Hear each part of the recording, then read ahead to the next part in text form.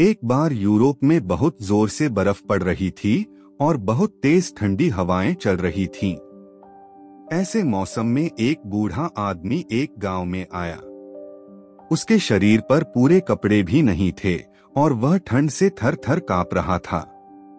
वह हर घर के दरवाजे पर जाकर यह आवाज लगा रहा था, कोई मेहरबान है जो इस भूखे और सर्दी से ठिठुरते भिखारी को कुछ खाने को दे दे। पर सभी दरवाजे बंद थे, सभी खिड़कियां बंद थीं, कोई भी उस बूढ़े की पुकार नहीं सुन रहा था।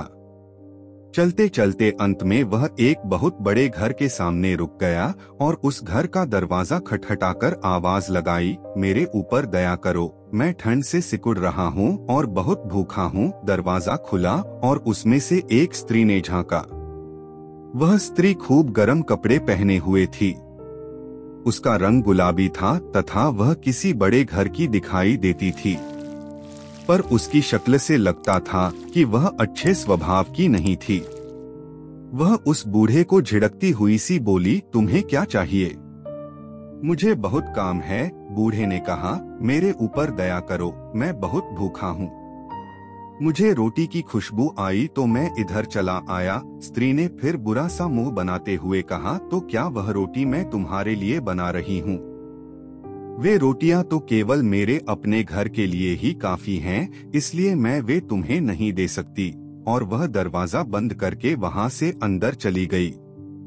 बूढ़ा कुछ पल तो वहां खड़ा रहा और फिर वह वहां से यह कहता हुआ चला गया, मैं इस घर को याद रखूंगा। फिर वह यह कहता रास्ते पर चलने लगा, कोई दयालु मेरे ऊपर दया करे, इस भूखे को खाना दे, मैं सर्दी से ठिठुर रहा हूँ। पर ठंड बहुत थी, इसलिए सभी घरों के दरवाजे बंद थे, सभी खिड़कियां बंद थीं।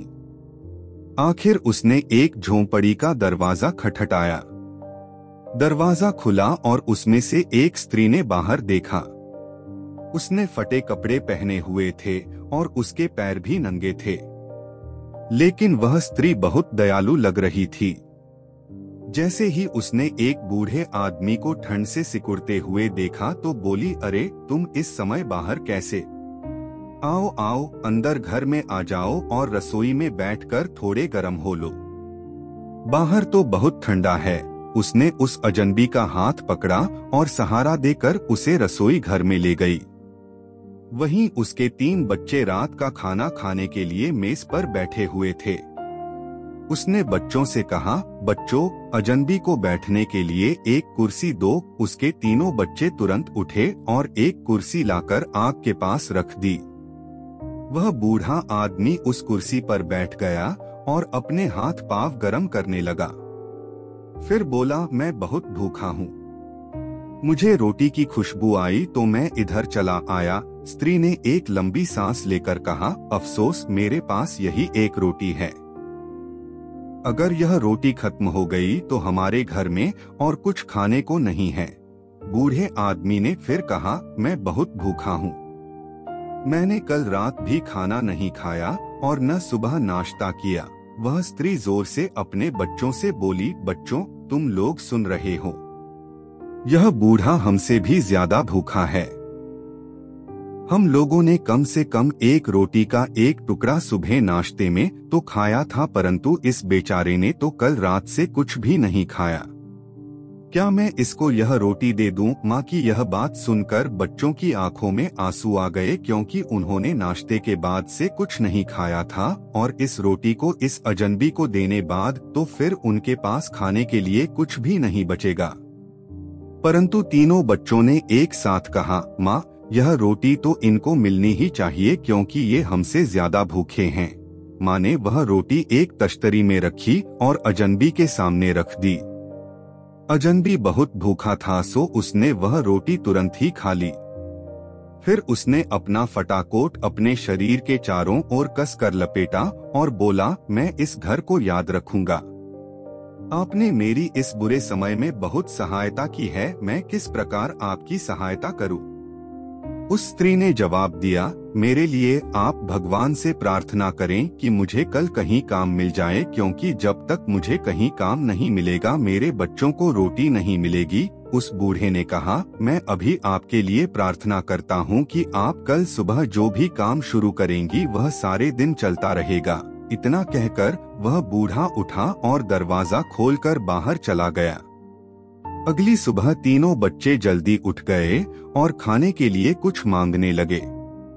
उस स्त्री ने एक आह भरी और बोली, मेरे प्यारे बच्चों, तुम्हें मालूम है कि घर में जो कुछ भी था वह सब कल रात मैंने उस अजनबी को दे दिया था। अब तो घर में कुछ भी नहीं है, पर हाँ, मेरी टोकरी में एक लाल रंग का कपड़ा पड़ा है, तुम वह ले आओ।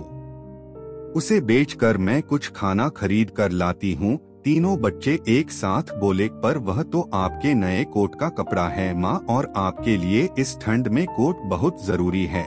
माँ बोली, कोई बात नहीं बच्चों, तुम चिंता न करो। अभी तो तुम लोग नापने के लिए गज ले आओ ताकि यह पता चल सके कि वह है कितना। एक बच्चा उठा और कपड़ा और गज दोनों ले आया और उस स्त्री ने उस कपड़े को नापना शुरू किया। 1 गज, 2 गज, 3 गज, 4 गज। यह क्या? यह कपड़ा तो खत्म होने पर ही नहीं आ रहा, और मुझे अच्छी तरह याद है कि यह कपड़ा 3 गज से ज्यादा नहीं था। अभी कितना और है? 5, 6, 7, 8 गज। यह क्या हो रहा है? 9, 10, 11, 12 गज। हे भगवान, हम पर दया करो, यह कपड़ा तो खत्म ही नहीं हो रहा। 13 गज, 14 गज। ऐसा लग रहा था कि जैसे वह कपड़ा अनगिनत गज लंबा हो गया हो और खत्म होने पर ही ना आ रहा हो। उसने सुबह यह काम शुरू किया था और दोपहर तक उसका वह छोटा सा कमरा उस लाल कपड़े के ढेर से भर गया। बच्चे खुशी से बाहर भागे और पड़ोसियों को खबर दी।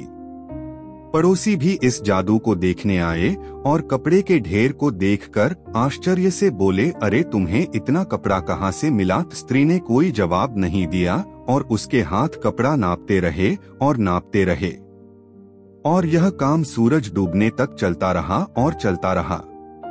उस समय तक उसकी छोटी सी झोंपड़ी उस खूबसूरत लाल कपड़े से भरी पड़ी थी। अब वे लोग गरीब नहीं रहे। उस लाल कपड़े को बेचकर उन्होंने बहुत धन कमाया। ऐसी बातें छिपी नहीं रहती। यह खबर उस बुरे स्वभाव वाली स्त्री के पास भी पहुंची जिसने उस बूढ़े को उस रात दुत्कार कर भगा दिया था।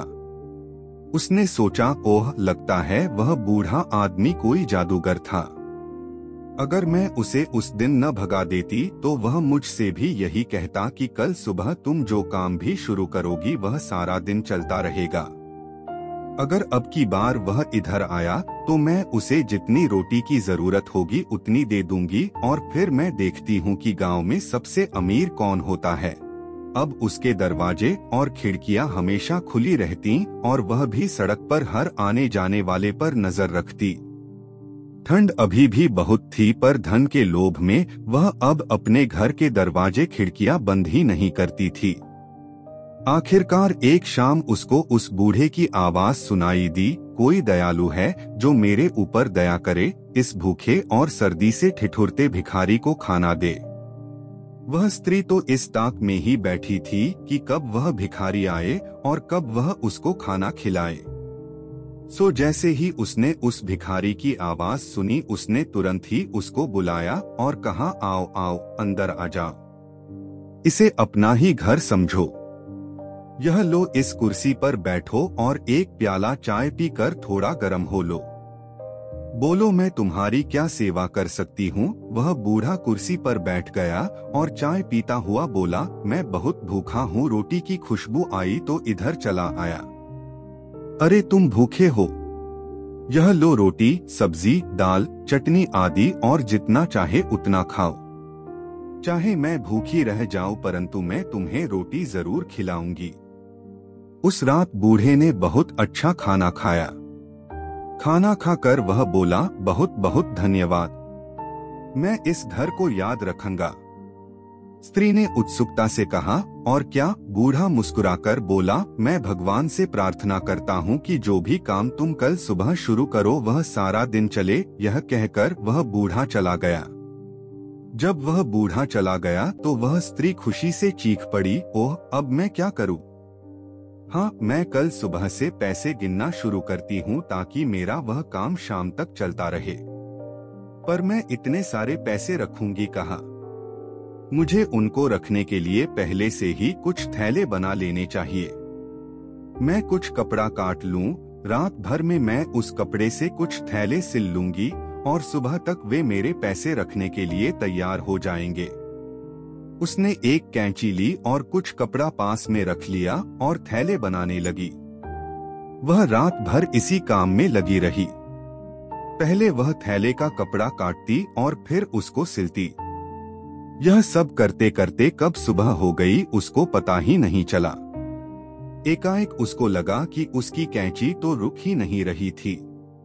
वह उसे रख भी नहीं पा रही थी, बल्कि एक प्रकार से कैंची उसके हाथ से कह रही थी कि मुझे चला। यह महसूस होते ही वह तो घबरा गई। ओह, यह क्या हो रहा है? यह तो मेजपोश कटा जा रहा है।